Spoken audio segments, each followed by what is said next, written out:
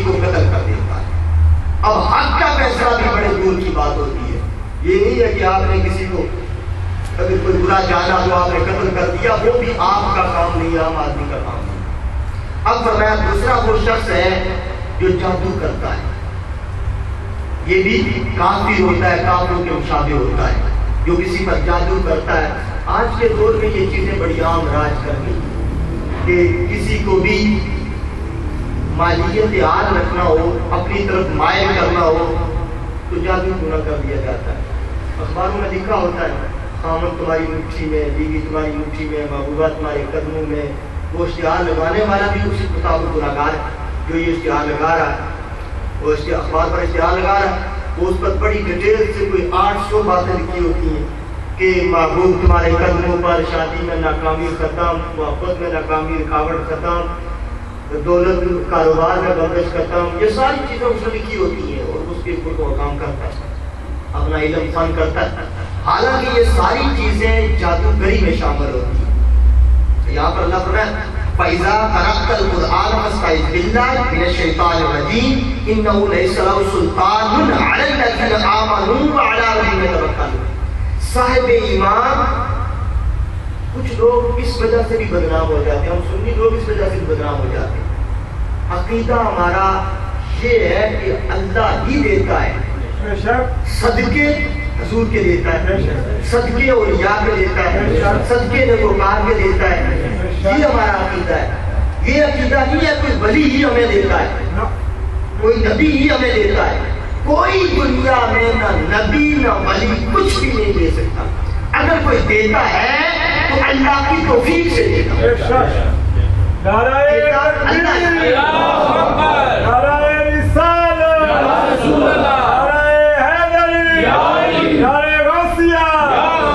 قرآن کی دوسری آیات ہے وَعَلَى اللَّهِ فَلْيَتَوَكَّلِ الْمُؤْمِنُونَ، اور مومنین کو چاہیے کہ فقط اللہ ہی پر بھروسہ کریں۔ اولیاء سے محبت کرنا، اولیاء کے پاس جانا، اولیاء کی محفل میں جانا، اولیاء کی باتیں سننا، اولیاء کے ذکر کرنا، اولیاء کے پاس جانا، نیک لوگوں کے پاس جانا، نیک لوگوں کی صحبت میں رہنا، نیک لوگوں سے محبت کرنا۔ حضور کی حدیث ہے مسجد کے نمازی سے جو محبت کرتا ہے اللہ اسے بھی جنت عطا کرتا ہے۔ نعرہ تکبیر، نعرہ رسالت، نعرہ تحقیق، نعرہ حیدری، نعرہ غوثیہ۔ یہ چیزیں جو ہیں، یہ چیزیں ہمارا عقیدہ ہے ان چیزوں پر۔ لیکن جس طرح کوئی کام بھی نہ ہو تو کسی جادوگر سے رابطہ کر لینا، کسی بابے سے رابطہ کر لینا، یہ گناہ ہے، یہ جائز نہیں ہے اسلام۔ بس اگر وہ مومن ہے، قرآن میں بجا ہے وَعَلَى اللَّهِ فَلْيَتَوَكَّلِ الْمُؤْمِنُونَ، اور مومنین کو چاہیے کہ وہ اللہ پر بھروسہ کرے۔ زندگی اللہ نے دی ہے، موت بھی یہاں پر حضور کی حدیث ہے کہ جب بچہ ماں کے رحم میں آتا ہے نا، ایک فرشتہ اس کے پاس آ کر کھڑا ہو جاتا ہے، 40 دن کا ہوتا ہے۔ سبحان اللہ۔ بچہ ماں کے رحم میں آتا ہے، 40 دن کا ہوتا ہے، تو اس وقت ایک اللہ کی طرف سے فرشتہ اس کے پاس آ کر کھڑا ہو جاتا ہے اور اللہ تبارک و تعالیٰ سے عرض کرتا ہے یا باری تعالیٰ کتنا رزق اس کے حصے میں لکھا۔ سبحان اللہ۔ اللہ فرماتا ہے اس کے حصے میں اتنا رزق لکھ دی۔ پھر فرماتا ہے یا باری تعالیٰ کتنی عمر لکھ ڈال۔ اللہ حکم دیتا ہے اس کی اتنی عمر لکھ ڈال۔ پھر پوچھتا ہے یا باری تعالیٰ جنت لکھوں یا جہنم لکھوں؟ پھر اللہ حکم دیتا ہے اس کے لیے جنت لکھ دے، بدبخت ہے جہنم لکھ دے۔ یعنی کہ یہ ساری پھر وہ دنیا میں جو اپنی محنت اور کوشش کرتا ہے اس سے اس کے طرز عمل تبدیل بھی ہو جاتے ہیں۔ وہ اپنی محنت کو گریہ اتاری خدا کی بارگاہ میں دعا مانگے، اس کی ساری کامیں ختم ہو جاتی ہیں۔ وہ اللہ کی بارگاہ میں گریہ اتاری کرے، لیکن بھروسہ فقط اللہ۔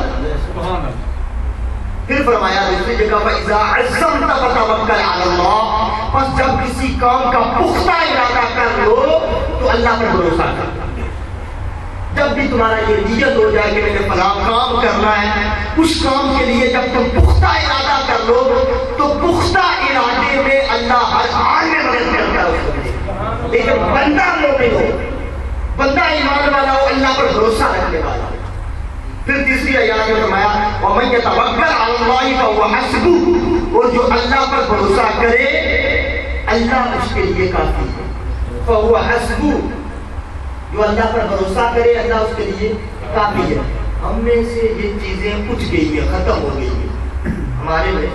ہم لوگوں میں بھروسہ اٹھ گیا اللہ سے، اور بھروسہ اٹھنے کے ساتھ ہی شیطان کا غلبہ آپ پر ہو جاتا ہے. اللہ قرآن میں فرماتا ہے کہ انما سلطانہ علی الذین یتولونہ، انما سلطانہ علی الذین یتولونہ، بے شک ان لوگوں پر شیطان کا غلبہ ہوتا ہے جو لوگ اللہ پر بھروسہ چھوڑ دیتے، وہ شیطان کے غلبے میں آ جاتے ہیں، ان پر غالب ہو جاتا ہے.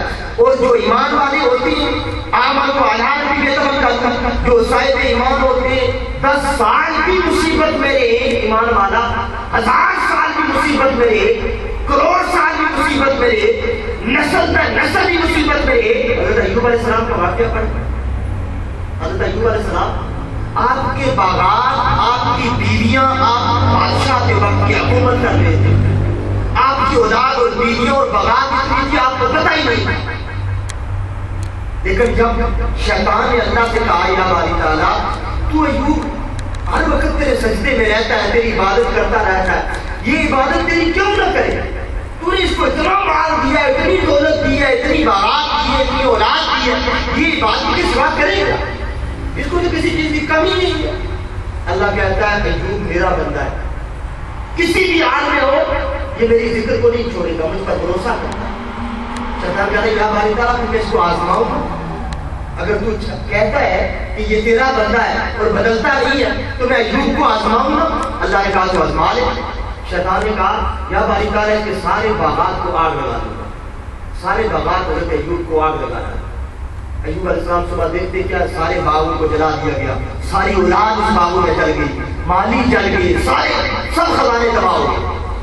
یہاں تک کہ حضرت ایوب علیہ السلام اپنی بیوی کے پاس آئے، اور بیوی کے پاس جب آئے تو دیکھا کچھ بھی نہیں تھا، کوئی اولاد نہیں، بیوی بھی رو رہی تھی. پھر بھی حضرت ایوب علیہ السلام گریہ ازاری اور عبادت کر رہے ہیں. شیطان کہتا ہے یا باری تعالیٰ اور ابھی امتحان لینا ہے. یہاں تک کہ وقت کے بادشاہ کو بیماری لگ گئی. حضرت ایوب علیہ السلام کو بیماری لگ گئی، اچھوت کی بیماری، دانے نکل آئے، جسم پر ریشہ پیر پڑ گئی، اس پیر کے اندر کیڑے چلنے لگ پڑے. حضرت ایوب علیہ السلام کے جسم سے کیڑا زمین پر گرتا، اپنے ہاتھ سے اٹھا کر وہ کیڑا اپنے جسم پر رکھتے، کہتے اللہ نے تیری خوراک یہاں بنائی ہے، وہ زمین پر گر رہا ہے. بیوی کہتی ہے ایوب علیہ السلام سے اے اللہ کے بندے اللہ سے دعا مانگو، اللہ اس امتحان سے فارغ کر دے، مصیبت سے چھٹکارا پا دے. حضرت ایوب علیہ السلام اپنی بیوی سے کہتے اے اللہ کی بندی جب اللہ نے اتنا کچھ دیا کبھی یہ نہیں کہا کہ اللہ سے وہ بس کر دے. اب اللہ امتحان میں ڈالا ہے تو کہتی ہے بس کر، اپنی جب اللہ نے سب کچھ دیا تب بھی اللہ کا شکر کرنے والا تھا. اب اللہ نے کچھ بھی نہیں ہے، بیماری اس قدر بلاغت میں ڈال دیا تب بھی اللہ کا شکر ادا کرتا. اس بات پر آگے بات کہ لوگوں نے محلے والوں نے حضرت ایوب علیہ السلام کو محلے سے اٹھا کر باہر جہاں پر محلے کا کچرا پھینکتے تھی وہاں پھینک دیا، کچرے کے ڈھیر پر پھینک دیا. حضرت ایوب علیہ السلام کی بیوی نے ان کو وہاں سے اٹھا کر سائڈ پر رکھا اور لوگوں کے گھروں میں جا کر برتن صاف کرتی اور پھر کھانا لے کر حضرت ایوب علیہ السلام کی بارگاہ میں آ جاتی. لوگوں نے دماغ میں بات کی کہ یہ بیوی جس بات سے جا کر ملتی ہے ایوب سے اس کو اچھوت کی بیماری ہے، اور یہ اس سے ملتی ہے اگر ہمارے پاس آتی ہے ہم اپنے گھروں میں کام نہیں کرنے دیں کہ ہمیں بھی بیماری لگ جائے گی. اس حضرت ایوب علیہ السلام کی بیوی کو گھروں سے کام کرنے سے بھی نکال دیا. بادشاہ وقت اور اللہ کے برگزیدہ بندے اور اللہ کے انبیاء میں سے اتنے تقوی زود میں سے ایک وقت ایسا آیا کہ ایوب کی بیوی کو محلے والوں نے گھر سے نکال دیا کہ ہمارے گھر کام مت کیا. پھر جا کر حضرت ایوب علیہ السلام کے پاس گریہ ازاری سے رونے لگی. حضرت ایوب فرماتے میں اللہ کا شکر ادا کر رہا ہوں کہ اللہ تبارک و تعالیٰ نے مجھے اس حال میں رکھا، اس سے بھی بڑا امتحان لے تو میں دینے کے لیے آ گیا. کوئی بھی راستے سے گزرتا تو ٹھوکر لگا کر گزرتا. حضرت ایوب علیہ السلام کی بیوی بھیک مانگنے لگ پڑی راستے، اور راستے سے جو مسافر گزرتا حضرت ایوب کو ٹھوکر مار کر گزرتا کہ راستے سے سائڈ پر کر دے تو تو آ رہی ہے. جب اس حال میں تھے تو شیطان نے اس وقت کیا کہا یا باری تعالیٰ واقعہ ہی جو ایمان والا کو دے رہا ہے. ایمان کیا پھر کیا ہوا؟ اللہ تبارک و تعالیٰ نے حضرت یوسف علیہ السلام کی بیوی سمندر پر گئی پانی لینے کے لیے. جب واپس آئی ایک نوجوان آدمی وہاں پر کھڑا, ان سے آ کر پوچھنے لگی اس نوجوان سے, یہاں پر میرا خامد پڑا تھا. وہ کہتے ہیں وہ میں ہی ہوں. اللہ نے ان کے پاس کر دیا, وہ ساری مصیبتوں سے چھٹکارا دے دیا. واپس جاتے ہیں, بغاوت بھی واپس ہے, اولاد بھی واپس ہے. فرمایا فَإِذَا عَزَّمْتَ فَتَوَكَّلْ عَلَى اللَّهِ إِنَّ اللَّهَ يُحِبُّ الْمُتَوَكِّلِينَ. جو اللہ پر توکل کرتے ہیں اور اللہ کی عبادت میں استقامت پاتے ہیں, وہاں پر بھی اللہ ان سے محبت کرتا ہے. ہر حال میں اللہ ان سے محبت کرنے والا, لیکن وہ بندہ بھی ہر حال میں اللہ سے محبت کرنے والا ہوتا ہے, ہر حال میں اللہ کے استقامت پر کھڑا رہنے والا ہوتا ہے. پھر دوسری آیات میں فرماتا ہے اللہ تبارک و تعالیٰ حضور نبی صلی اللہ علیہ وسلم کیا فرماتے ہیں کہ اللہ تبارک و تعالیٰ پر توکل کرنے والا وہ شخص جو اس بات کو اچھی طرح جان لے کہ اللہ تبارک و تعالیٰ اس کے رزق اور اس کے معاملات کی حفاظت کرنے والا ہے, چنانچہ پھر وہ فقط اسی پر بھروسہ رکھتا ہے اور اس کے غیر پر توکل نہیں کرتا. یہ لسان عرب میں یہ حدیث پر بھی کی گئی ہے, اس کے غیر پر توکل نہیں کرتا. اگر مالک مجازی کے پاس ہم کام کرتے ہیں تو ہمیں خوف یہ ہوتا ہے کہ مالک مجازی ہمیں کام سے نکال دے گا, بلکہ خوف یہ ہونا چاہیے کہ مالک حقیقی ہمیں کام سے نکال دے گا. تو مالک مجازی کی یہ ہمت نہیں کہ وہ کام سے نکال دے. اگر یہ ایمان استقامت پر آ جائے, اس ایمان پر بندہ قائم ہو جائے, وہ فتوکل علی اللہ ان اللہ یحب المتوکلین کے زمرے میں آ جاتا ہے. تو فرمایا اگر یہ ایمان ہو تو آدمی نہ تو کسی کو ناحق قتل کرتا ہے اور نہ ہی کسی جادوگر کی مدد لیتا ہے کسی معاملے میں. جائز اولیاء سے دعا کروانا, ذکر و اذکار کرنا, وظائف پڑھنا, وظیفے پڑھنا اپنی آخرت کی بہتری کے لیے اور اپنی جان کی حفاظت کے لیے وہ جائز ہے.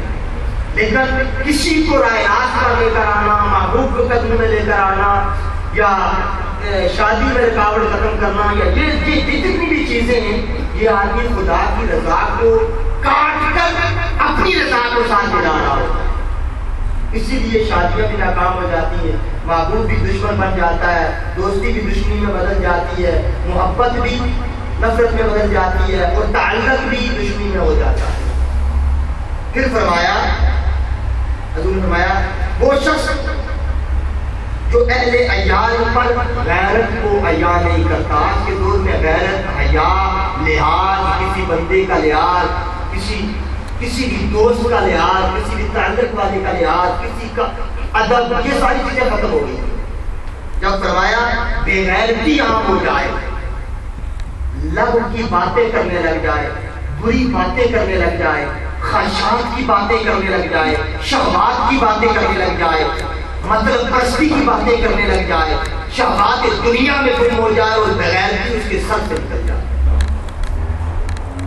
یہ آدمی بھی کافروں کے مشابہ ہوتا ہے جو بغیرت ہوتا ہے, جس کے اندر غیرت نہیں ہوتی. فرمایا جس کے اندر غیرت نہیں ہوتی وہ اپنے اہل پر بھی غیرت نہیں کرتا, اپنے مسلمان بھائیوں پر بھی غیرت نہیں کرتا. اہل غیرت مسلمان اسلام والوں کو کہتے ہیں. اہل مسلمان ایمان والا, دین والا, توکل کرنے والا, صراط مستقیم پر چلنے والا. فرمایا وہ غیرت اہل پر بھی غیرت نہیں کرتا, اثر رسوخ پر بھی غیرت نہیں کرتا, شرم و حیا اس کو نہیں رہتی, بلا جھجک بلا گریز بیہودہ کلامات اور بیہودہ باتیں کر دیتا ہے. اپنے معارف سے نکاح کرنے والا, جس پر اللہ نے منع کیا ہے ان کی طرف نکاح کرنے والا. پھر فرمایا شراب پینے والا, کافروں کے مشابہ یہ 10 لوگ ہیں جن کی صفات بیان کی جا رہی ہے. شراب پینے والا جس پر حج فرض ہوا لیکن اس نے ادا نہ کیا, استطاعت رکھنے کے باوجود اس نے حج ادا نہ کیا. فتنہ اور فساد کی کوشش کرنے والا, فتنہ اور فساد کی کوشش اس میں بھی بڑی لمبی تفصیل اور بات ہے. فتنہ اور فساد کی کوشش آدمی بعض دفعہ ایسا ہوتا ہے کہ جان بوجھ کر نہیں کرتا, غلطی اور گمراہی سے ہو جاتی ہے, جہالت کی وجہ سے ہو جاتی ہے, گمراہی کی وجہ سے ہو جاتی ہے, نااہلی کی وجہ سے ہو جاتی ہے, نہ جاننے کی وجہ سے ہوتی ہے, اور اس پر وہ ڈٹ جانا ایمان سے ہٹنے کی علامت ہے. نہ علم رکھنے کی وجہ سے ہوتی ہے، نہ شعور رکھنے کی وجہ سے ہوتی ہے، نہ تعلق رسول بنانے کی وجہ سے ہوتی ہے۔ فرمایا الوی کافروں